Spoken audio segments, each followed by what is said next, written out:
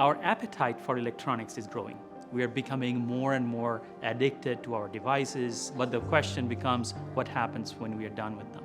Currently, all the electronic devices are mostly centrally manufactured, which means this type of manufacturing will be susceptible to interruption or disruption of the supply chain. And the other challenge is, all these electronic devices are generating waste to our society and damaging our environment.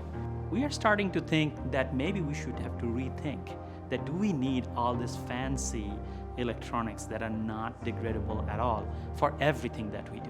So Made Public is a future manufacturing team focused around the idea of developing new, greener methods of obtaining electronic devices, predominantly from plants.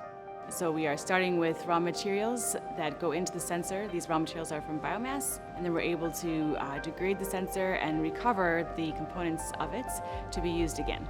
We are hoping to be able to demonstrate a manufacturing paradigm that allows us to convert plant into bio-based inks to print electronic devices.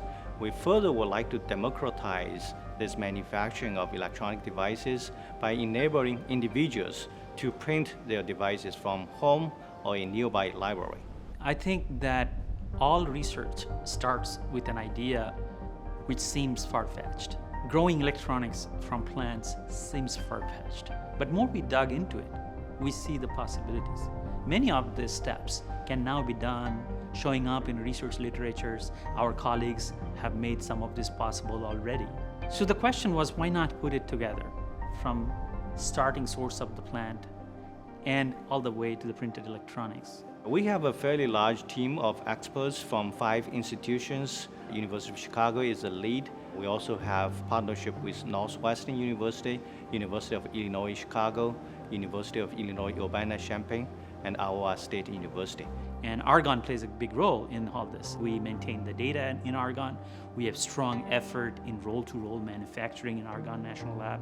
So we become this convening ground for this large set of collaboration where we can get together and provide our input and feedback and our expertise to this team.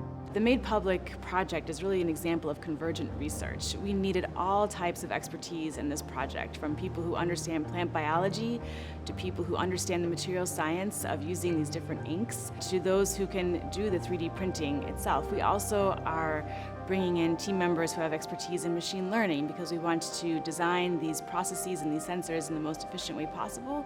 If you're going to make this to scale, you really have to go well beyond what a single lab can do nowadays. I think this is a direction science and engineering has been going for a while. The building we're sitting in right now is a molecular engineering building, which was designed here at U Chicago to house not only engineers, but chemists and physicists and biologists, and really look at what's happening at the interface of the disciplines. I think that's where a lot of the cool stuff actually is going on right now, and that's what excites me.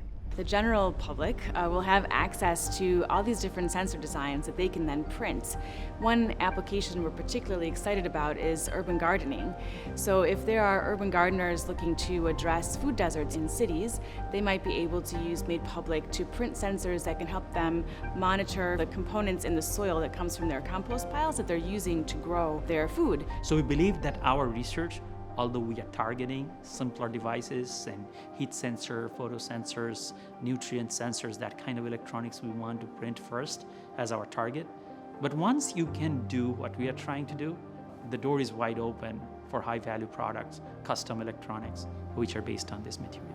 Right now, printing is really for passive objects, but going into the future, it's going to be expanded to print almost everything we need in our life, including our houses, airplanes, etc. So that's a really exciting opportunity. We wanted to make our students, the next generation workforce, think about this way. Think about manufacturing in this fashion, this eco-manufacturing, this circular manufacturing concept to really protect our environment and enable the advancement of our society.